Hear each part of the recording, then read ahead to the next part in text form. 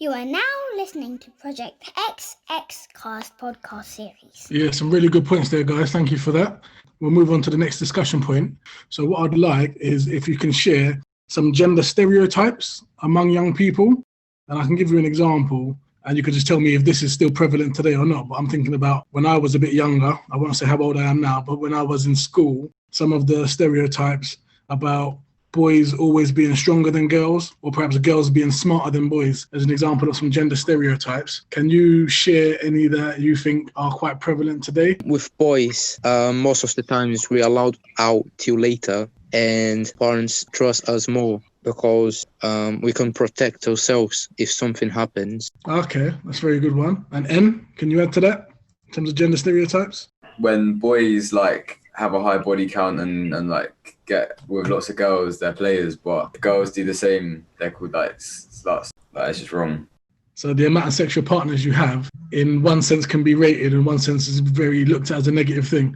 Yeah. And D, in terms of gender stereotypes? Gender stereotypes can go as far as not just looking locally here in England, but also looking for example, worldwide.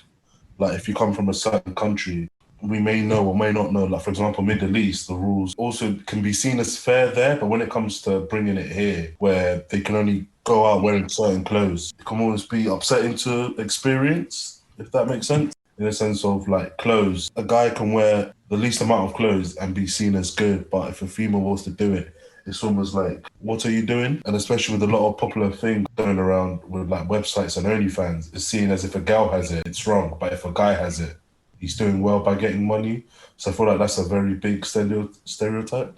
Well, the question that leads on from that is one I think that DL touched on when it talks about freedoms and about maybe boys staying out later and things like that. So the question is, do you think boys are given more freedom than girls? And we've had the example of maybe boys staying out a bit later. And then I suppose what D, you just said there as well, about the clothes that you wear and the way you're perceived. And again, what N said about, about the body count in terms of sexual partners. So do you think that it's always that way, that men are given more freedoms than the females? Yeah, definitely. I think young men are definitely given more freedom because, as DL said, we can protect ourselves more than girls. Well, most of us are a lot bigger than the girls, and sometimes if a girl's on her own walking in the dark, she might be really intimidated of people if they're following her or going the same way. And maybe if they're looking a bit weird walking down the street, they definitely feel intimidated or something. So with the example that you've just given, do you think it's solely about men being able to protect themselves, or is it about women more likely to be a victim? I think it's women more likely to be a victim. That's interesting. And D, in terms of males having more freedom than females, are there any other examples you can think of? Going out late, they feel more scared of going out late because of the taunting and the catcalling, whereas a man would almost be like, oh, that's fine. So I feel like that's a stereotype. So you mentioned catcalling there and maybe unwanted attention. Do you think then it's more likely for a woman to receive unwanted attention than it is for a man? Yeah, 100%, because a man will almost feel powerful because he knows a female will either react to it positively, and if they react negatively, they might not be strong enough to say it, and it'll make the person feel good because it'll be another thing to tell friends when you get something. I feel like the fact of making them feel uncomfortability for some can be seen as being in control. Thank you for that. And Dia, I'm just going to ask you one of the follow-up questions to this, is that do you think these stereotypes have an effect on the violence against women and girls? I think it does, because it just does. Sorry, I can't explain it. But you definitely think it does. And do you agree? Yeah, I agree. And D? 100% I agree. Because we did mention there, and I think Nathan is going to touch on this probably later in the discussion, where we said about women being the victims. Yeah, absolutely. Well, so just in the context of what we're talking about in terms of how violence in relationships, like abusive relationships, one of the things we know is that 1 in 3 women in their lifetime will be in an abusive relationship. So that's a really high statistic. Obviously, men and women can both be victims of abuse in relationships. For men, the statistic is that 1 in 7 men will be the victim of an abusive relationship in their lifetime, which is still quite high, but it's less than half the number for women. And we also know that the majority of perpetrators of domestic violence are men. So I think it's about 85% of perpetrators are male. Those statistics where I was talking about the gender of victims, that also includes same-sex relationships. So some of those men who are being victims of domestic violence will be in same-sex relationships. Equally, some of the women will be in same-sex relationships as well. When we're talking about the more serious forms of domestic violence, and the most serious ultimately is murder, right? Like that's the worst thing that can happen in an abusive relationship, is it can end in someone being killed. We know 2 women a week are murdered by a partner or an ex-partner in the UK. That's actually something that's gone up in lockdown, at least I don't have the most up-to-date statistics on it, but I know in the first lockdown, the number of murders by partners rose quite significantly. It rose to like 3 a week. So with all the pressures of like COVID-19, that has had some really negative consequences like that. We do know that in general, there'll be exceptions to this, but in general, the more serious forms of domestic violence, so serious physical harm that could kill someone or put them in hospital, and also like the really kind of sustained controlling behaviors tend to be directed at women. It's much more likely that women will experience those than men. Often cases of men who experience abuse or domestic violence, they might experience one incident of abuse and leave. It'll be more of an isolated thing, whereas for women, that's like in general can be a more sustained thing. Obviously, there will definitely be exceptions to that. So, because like as we said, anyone can be a victim. There's always going to be cases that like sit outside the averages, but that's just what the statistics say in general about how it manifests in our society. Nathan, I don't expect you to have the statistics for this, but outside of relationships, in terms of just in society, in general attacks of a sexual nature, again, I'm assuming that the percentage among women is higher than men as well? Yeah, I think so. I mean, there is also a question, another thing that we haven't talked about here so much. There is definitely an awareness that when we talk about stuff like that, it may be harder for men to come forward to talk about being victims of sexual violence. Mm-hmm. So we may know that the statistics we have around that might be kind of undercounting male victims. Having said that, it's also not easy for women to come forward. So, that kind of applies on both sides. But yeah, definitely like the statistic we have on that is that it is like women are much more likely to be the victims of sexual violence than men. Yeah, so the reason I pointed that out was just the fact that when we're talking about the freedoms afforded to male and females, and the reason behind why they may have some, the statistics show that they're more likely to be attacked as well. Then, not that it's right, but can it almost be warranted or understood as to why, maybe parents or things like that may be more willing to have their male children out later than the female ones. So it's a point that the guys had raised. So I just wanted to touch on that.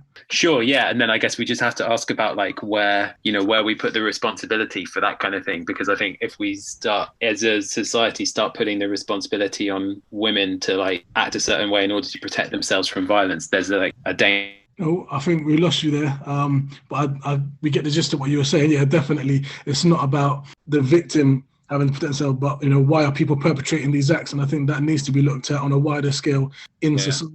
And I think this is being touched on. Yeah, I've got something I wanted to put across to the group. It's a 3-part, but with the first part is, how does social media affect your views on relationship, what you see and how you interact with potential partners? Social media affects relationship a lot, 100%, especially the way it's growing. The way now on social media you can make money for being in a relationship. It's good if you just want to have fun, make new friends, make content, build your portfolio. But in the sense of with a relationship, social media is a bit techie in the sense of it's a bit risky to touch because it can have a bad effect, especially if you are in one. So I would say that social media overall, it can be good with all the healthy and positivity it's having. But I'd say especially during lockdown and from looking at news and whatnot, it's impacting relationships bad. Yeah, I think social media can heavily affect a relationship due to trust, and sometimes because there's a lot of things about men always cheating, girls will like instantly assume that if you want some privacy or if you don't want to speak to them, then you might be chatting to someone else or doing something else with someone. And like social media, because obviously you're not with that person, you don't know what's going on behind that screen. But the second part to that question was, does TV, film and music shape the way women and girls are viewed? I think it does. In a lot of movies and TV shows, it shows different views of relationships and everything about girls and boys. Do you have anything you want to add to that? Definitely, because I was looking at an example, for example, a rapper, Rick Ross, who's shaped up a bit now, but looking at that example, when he was big, he could literally put up any music, didn't matter how bad it was, but it blows up, he gets paid well. Whereas a girl could come in, similar position as he is, just come in, dressing normally, talking normally, but have no views. But as soon as like she's shaking her bum, twerking, or hardly wearing any clothes, or talks about herself sexually, the song can blow up, the song can get popular, can raise attention. And I feel like, yeah, they are shaped differently because most videos of men, they talk about guns, whatnot, and it can blow. And if they have girls shaking on it, it blows even more. Whereas if a girl does that, they're like, you're a woman, why are you doing that? Just stick to dancing, for example. And like, big examples are like Nicki Minaj, Cardi B, and Megan Thee Stallion, who a lot of their songs are really sexual and just shaking bums, talking about implants. And some girls see that and they want to do that because they know the attention they get. So I would say 100% TV, music, film, when it's just focused on that, it 100% has a big effect on girls, and it's not really a good effect.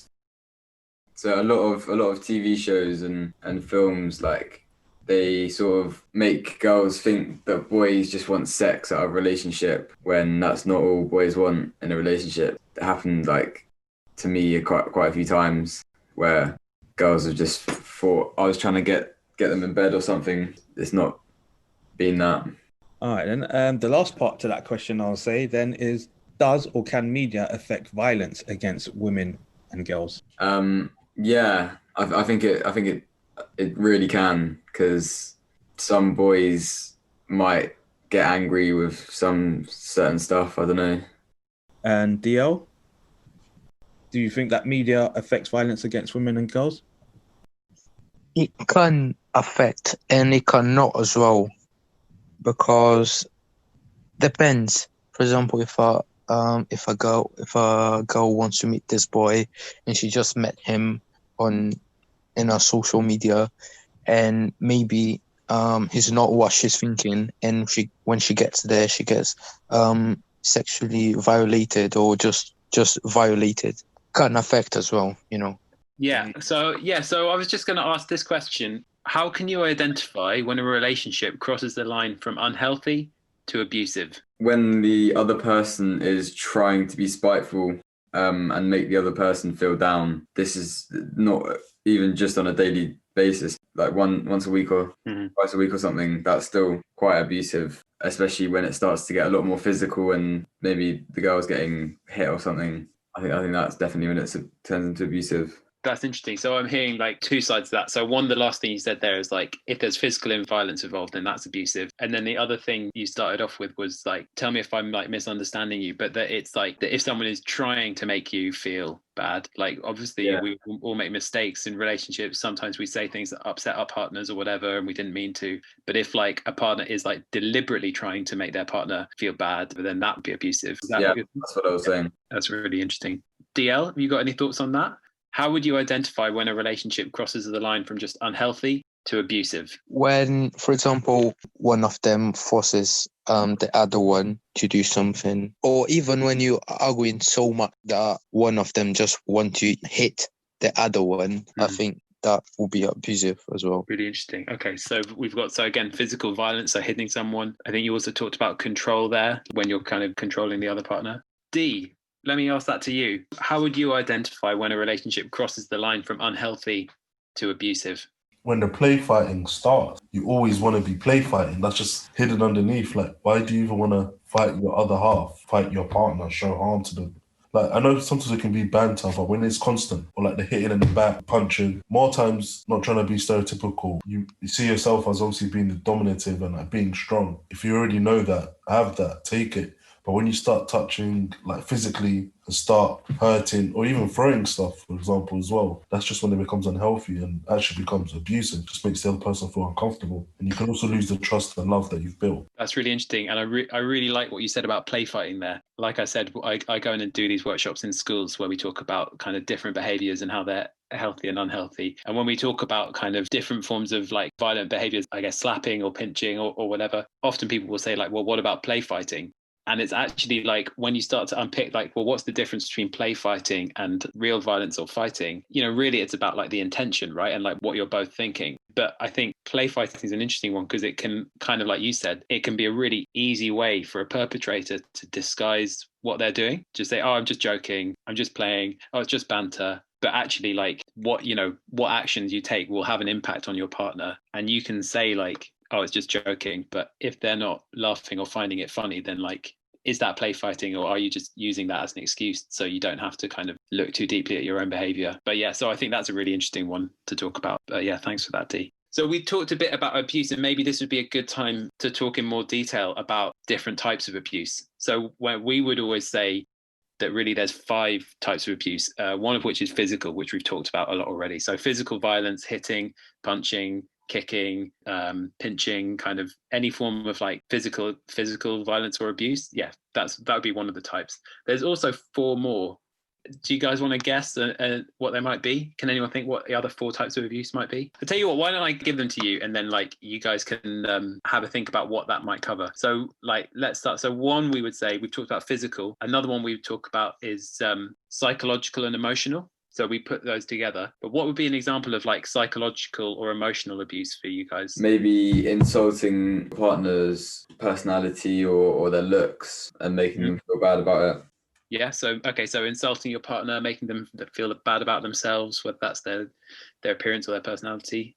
So what you said there, so making them feel, I'd say that is like, yeah, that's the key for emotional abuse. So physical abuse is hurting someone physically. Emotional abuse is making them feel something a certain way, so affecting their feelings or their emotions. And then what would be the difference between that and psychological abuse? Does anyone have a thought? So we've talked about emotional abuse. What would psychological abuse be?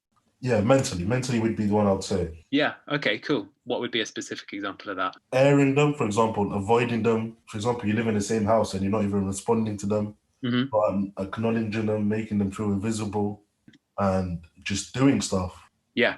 So like we said, with emotional abuse is affecting someone's feelings, so making them, insulting them and making them feel like they're worthless or unattractive or whatever it is. And psychological abuse is affecting their thoughts. So like Dee's example is really good. Like if you suddenly just cut off contact with your partner, aren't talking to them, they're going to be thinking like, what have I done? Have I done something wrong here? Why are they acting like this to me? It's kind of bleeding into their thoughts in that way. And they're quite obviously, like, we kind of talk about them together because there's a lot of overlap between psychological and emotional abuse, and kind of sometimes kind of hard to categorize something between one or the other. So we tend to group them into one. There's 3 more. I'll just give them to you. Maybe you guys can think of examples. So one of them would be financial abuse. Can you think of what would be like one example of financial abuse? Maybe when you're restricting the other person's income or stealing money from someone, maybe. Yeah, absolutely. I think that's exactly right. Using someone's like money or resources to control them in some way. I mean, that can also, you gave the example of like restricting someone's income, but also, it could also take the form of like giving someone gifts, whether of money or things, in order to make them dependent on you. It could initially start off as being very generous. That becomes like a way that you control that person. And also stuff like, particularly for younger people, kind of,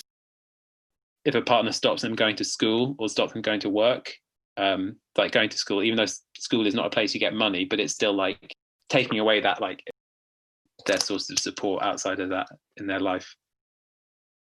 We'd also talk about online abuse. Could anyone think of, DL, can you think of an example of like online or cyber abuse? I could say, for example, if a girl trusts you to send her news, the abuse of that will be like leaking it or sending it to your friends and that. Yeah, absolutely. That's a really good example. Abusing that trust that someone has sent you nude pictures of themselves, explicit images, and then sharing them with other people. Do you guys know what the law is on sharing explicit images? So can I ask you, what age are you allowed to share an explicit image? 18. Yeah, that's right. It's 18. So 16 is the age of consent for sexual activity. But sharing an image of someone under the age of 18, whether that's an image of yourself or an image of another person, sharing that image is an offence, possessing that image is an offence, and taking that image is an offence. And that even if that person is 16 or 17, so they're legally allowed to have sex, they're not legally allowed to be in an explicit image. But yeah, so that's a classic example of like online abuse. And that could also be like sharing that image when that person has sent it to you, but also maybe kind of putting pressure on someone to send it to you, or using that image as a form of blackmail to control that person again, threats to expose them by publishing it online. threats to say things about people online, threats to out someone or reveal secrets about them. So those would all be kind of online abuse. And then the last one is sexual abuse. So we kind of talked about that a lot, and I think most people know what that is. Rape, sexual harassment, all of those come under that last category of sexual abuse. But I think the thing that's interesting when we talk about these is we separate them out into 5 categories, but really there's like a lot of overlap between them. And what we would always say is that if one of these forms of abuse is present in a relationship, then they will always have like a psychological or emotional element, because physical violence or physical abuse also has a psychological impact. Sexual abuse also has a psychological and emotional impact. They all affect how you think and feel. So although we say like, oh, these are the 5 types of abuse, actually in the real world, in abusive relationships, they overlap, they exist in multiple, they come together. Sexual violence is accompanied by physical violence. So online abuse is like also accompanied by psychological and emotional abuse and all of that stuff. So they blur together quite a lot. But I think it is useful to break it out like that, and just like it gives us a moment to think about sort of the seriousness of what we're talking about. You are now listening to Project XX Cast podcast series.